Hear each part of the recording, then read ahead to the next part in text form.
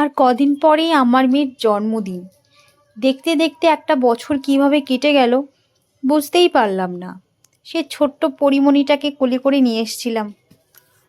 আজ তার 1 বছর পূর্ণ হতে চলেছে।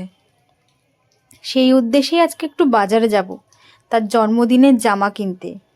তাই চটপট মেয়েটাকে রেডি করে নিলাম, আর সাথে সাথে নিজেও রেডি হয়ে গেলাম। ঘরের দরজাগুলো বন্ধ করে দিয়ে দরজায় তালা মেরে দিলাম। আমাদের ফ্ল্যাট থেকে বাজারটা খুবই কাছে। মাঝে মাঝে ওর বাবা বাড়ি না থাকলে আমি গিয়ে বাজার ঘাট সব কিছু করে নিয়ে আসি।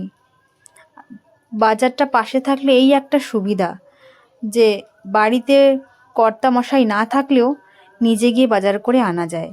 আর বেরোনোর সাথে সাথেই দেখি বৃষ্টি নেমে পড়েছে। ভাগ্যিস ছাতাটা নিয়ে এসেছিলাম। তারপরেই তো দোকানে চলে এসেছি।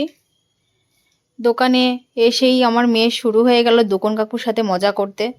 আর এই যে মজা করছে, নাচ করছে, ও যেখানে যায় সেখানেই ওর মজা আরম্ভ হয়ে যায়, শুরু করে দেয় নাচ গান। তো এই যে দোল দোল করছে দোকান কাকুর সঙ্গে।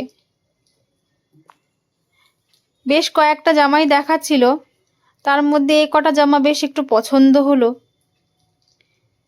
তো যেটা কিনেছি সেটা পরে আপডেট দেব তোমাদেরকে ওর জন্মদিনের দিন।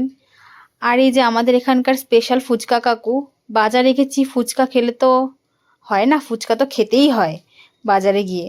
তো এই যে বরমশাইকেও বলছিলাম যে খাবে নাকি, বললো খাবো না। আমি বললাম ঠিক আছে, খেতে হবে না, কোনো ব্যাপার না, আমি খাচ্ছিলাম। আমাদের এখানে খুব ভালো ফুচকা বানানিনি, এনার ফুচকাটাই বাজারে গেলে আমি সবসময় খাই। তো দেখতে থাকো নেক্সট ব্লগ।